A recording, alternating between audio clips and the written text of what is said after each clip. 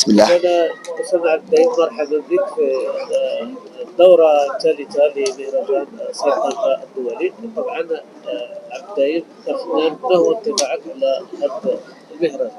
آه أنا سعيد لسببين. السبب الأول هو تواجدي هنا. طبيعة الحال اللي عندنا أي فنان يعني أمنيته أنه يغني في مسارح بهذا الشكل وأمام جمهور عريض، وفرحان للفرحة الثانية هو أن مدينة طنجة عرفت واحد المهرجان بهذا الحجم، والحمد لله في هذه الدوره هذه لقى واحد الاشعاع كبير، وهنا اشدوا على ايادي السي عبد الواحد والمؤسسه كلها، ونتمنوا لهم التوفيق ان شاء الله مستقبلا. هذا الحدث ديال الذكرى الفرديه لترقب صاحب الجلاله على عرش الاسلامي يعني كتشكل واحد فرحه جماعيه للشعب المغربي، طبعا كتترجم على شكل مشاركه مجموعه من الفنانين طبعا في انواع غنائيه والوان غنائيه متعدده. نعم. طبيعة الحال نحن كمغاربة يعني سعداء جدا بهذه الذكرى، ويعني بالمناسبة يعني نتقدم بأسماء آيات الولاء لصاحب الجلالة محمد السادس نصره الله وأيده، الله يطول له في عمره. احنا كفنانين يعني منذ بدايتنا وكنا دائما ننتظر هذا الحفل هذا حتى نتواصل مع الجمهور، حتى نعبر كفنانين على الفرحة ديالنا بما نقدمه من أغاني وطنية وهكذا. نعم. بالنسبه لسمع الدايم، ما هو جديدك في الفن؟ الجديد ان شاء الله انا اليوم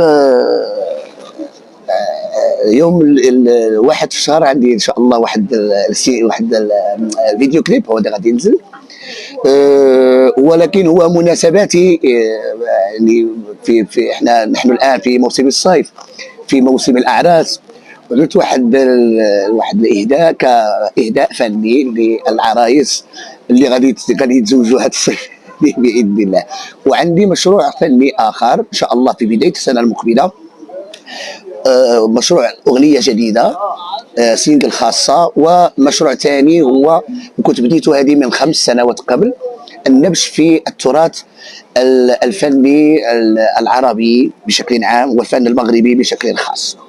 تقييمك الاداء الاغنيه المغربيه وحضورها على الساحه العربيه؟ نعم الحمد لله اليوم الساحه الفنيه المغربيه او الاغنيه المغربيه والفن المغربي الحمد لله منتعش، وهذا الفضل كيرجع طبيعه الحال لواحد الاجتهاد ديال واحد مجموعه الفنانين اللي هما ماشي غير هما حتى الرواد، حتى باش الجمهور يعتقد بان هاد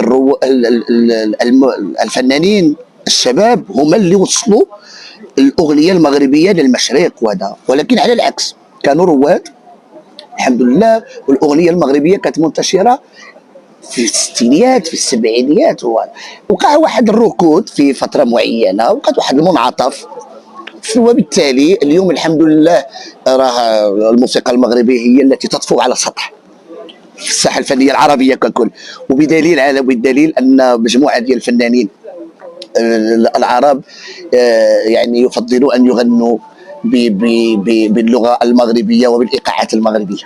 بالرغم ان الصعوبه في اللهجه، لا هناك لهجه بيضاء يعني وسطيه ما فيهاش ديك اللهجه المحليه القحه كمغاربه اللي كنفهموها غير نحن، لكن كتبقى لغه عربيه. نعم. رسالتك لجمهور مدينه طنجه؟ جمهور مدينه طنجه بعد محبتي له منذ بداياتي يعني قبل اكثر من 25 سنه، جمهور طنجه جمهور ذواق، جمهور يميز بين الحسن والرديء